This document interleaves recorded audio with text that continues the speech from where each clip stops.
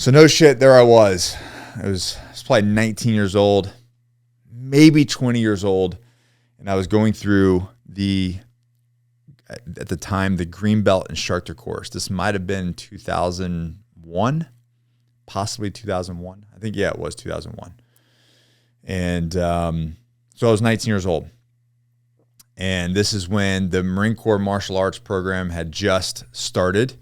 So it was a little bit different than it is now, a little bit more intense. And all intents and purposes, I think it was much better at the time. You were just constantly getting punched in the face.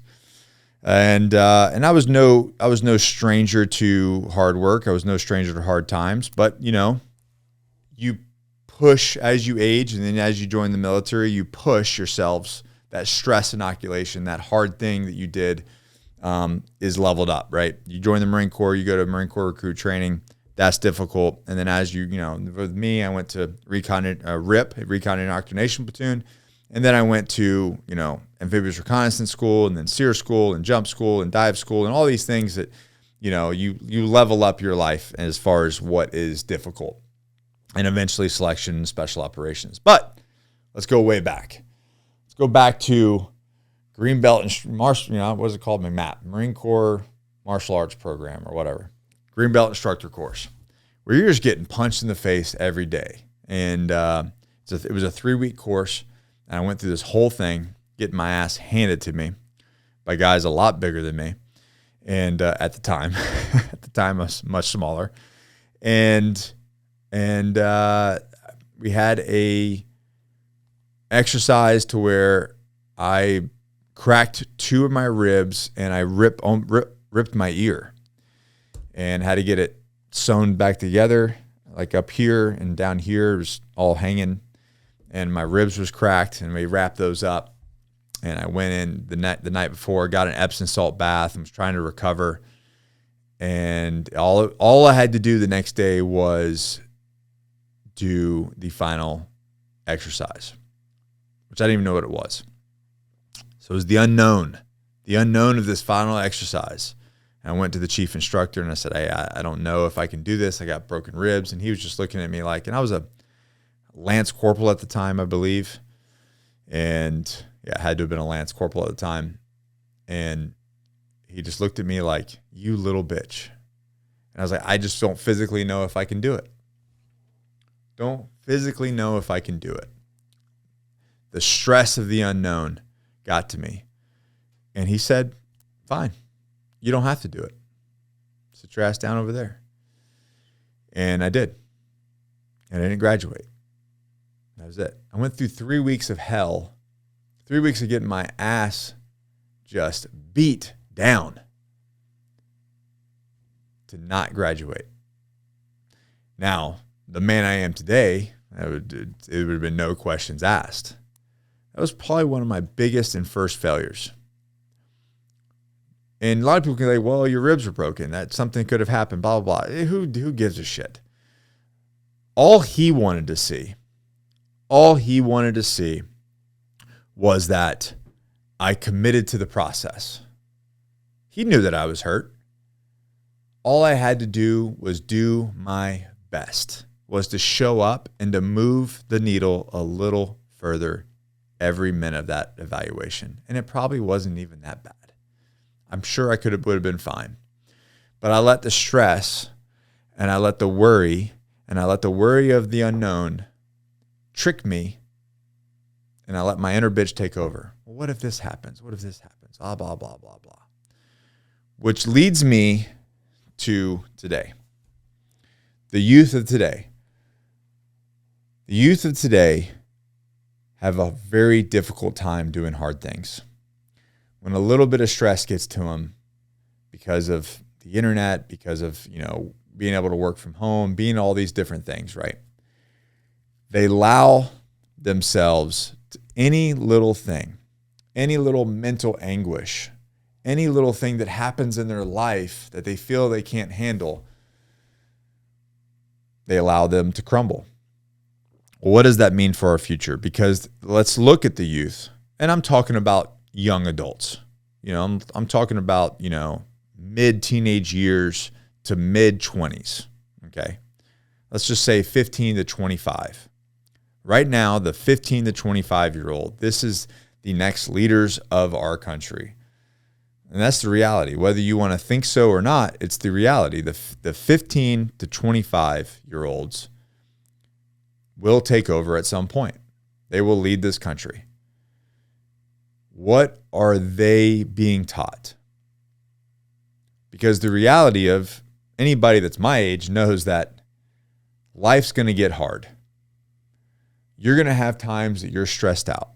You're going to have times where you want to take a mental health day. But guess what? We don't. We can't. Why? Because there's people depending on us. When you feel a little under the weather, or you feel like life is just handing you, the 1-2 jab, you get out of bed, you put your clothes on, and you show up because there are people depending on you. And this is what worries me, is because that 15 to 25-year-old, they're being told by society, by the government, by whatever, that mental health is a serious thing, and it is a serious thing. There's nobody that can't tell me it's not, because I've personally dealt with it. I've been on that suicide ledge personally. I get it. I've done very, very hard things. I've failed at things. I've pushed my body to the brink. But this is the exact reason why we need to do hard things. This is the reason why we have to push ourselves.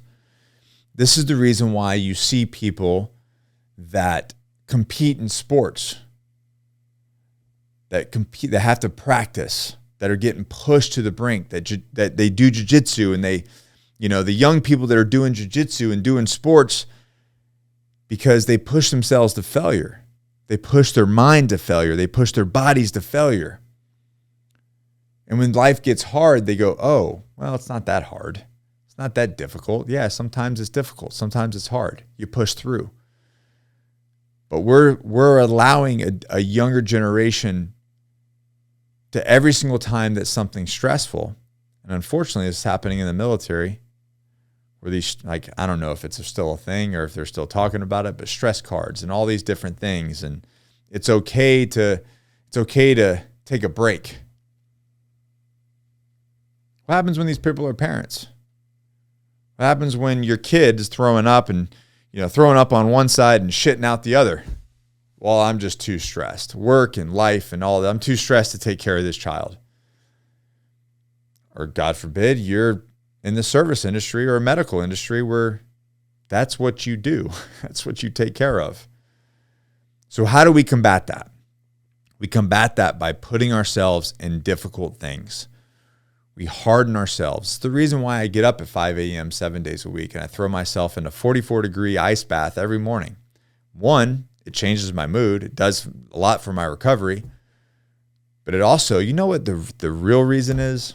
As much as it makes me feel great on the back end, the real reason is because at 5 o'clock in the morning when I'm sitting in that garage, my little inner bitch is like, oh, God, you don't have to do this. But when I get in there, it kills it. I do hard things, and I set myself up hard now so that I have easy later. And we've talked about this in the past. You can have hard now and easy later. You can have easy now, and it's going to be really hard later. So many young people are doing easy now. And when it gets to hard, they crumble.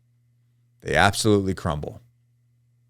I challenge all of you, parents, leaders, that 15 to 25-year-old range, go do some hard shit. Put yourself in a hard thing. So when the wind blows, you don't crumble. You don't fall apart. What you think is hard is not hard. So I challenge you to harden the fuck up. Because the world is relentless. The world is not going to give you quarter. Your life is not going to be easy. But those that make it, those who survive, are the ones who are mentally tough here. That's what's going to count. So harden the fuck up. Go do some hard things. And if you can't, join the Agoge. Hit the link below. Let's get in this group. I'll make you do some hard shit. I'll level up your life if you want. Never quit, never surrender, always forward. See you guys in the next video.